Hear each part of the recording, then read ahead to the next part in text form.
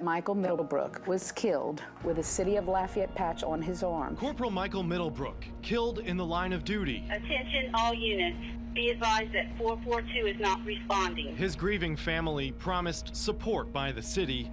You have us, we are with you, whatever you need. Please know that you can call on any of us. And that we are in agreement that we will get this taken care of. But nearly 3 weeks later, a request by the family denied. I had to sit with her in my office this morning and tell her that the city said no. The Middlebrook family's continued fight right now on KATC. Live from the KATC TV3 studios, this is Acadiana's News Channel at 10. Good evening, everyone. 19 days after Corporal Michael Middlebrook was killed in the line of duty, his family claims LCG is denying a request when it comes to their health care. The family wants to keep their insurance with the same premiums, but they say LCG won't allow it and is instead offering them continued health coverage under a retiree plan with a 125% rate increase. The family has a deadline, LCG says, to accept the benefits they've offered by Monday or lose that option, quote, forever. As Justice Henderson reports, the family's attorney says LCG is not following through on a promise. It's tonight's top story. Our community. You have us, we are with you, whatever you need. Please know that you can call on any of us. Thank you.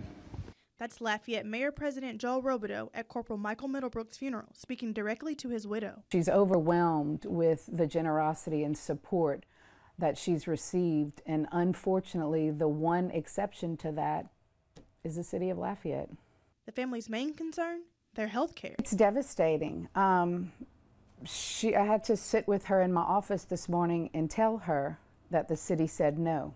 So our only real option is to pay that higher premium and keep her coverage. Or some things that have been brought to our attention and some business that needs to be taken care of. It's why days after Corporal Michael Middlebrook's death, dozens of his fellow officers showed up at a city-parish council meeting. This came to light 48 hours after Michael Middlebrook was killed on October 3rd. Here we are 3 weeks later. We've had 2 city council meetings, and here we are. The Middlebrooks family attorney, Allison Prejean, says other cities for the coverage this Middlebrook family is requesting. Baton Rouge had a pretty big event that we all know about last year, so I called Baton Rouge to see what they do. And what they do, I spoke to the HR director for the city of Baton Rouge. They keep the family plan, the family pays the same premium. She doesn't understand why Lafayette can't adopt the same ordinance for such unfortunate circumstances. The only change that occurred in this family is that Michael Middlebrook was killed. He died in a convenience store parking lot with a City of Lafayette patch on his arm. And on behalf of Corporal Middlebrook's wife, her attorney says she is beyond grateful for everyone who has stepped up in any way to support her family during this time. In Lafayette, Justice Henderson, KATC TV3.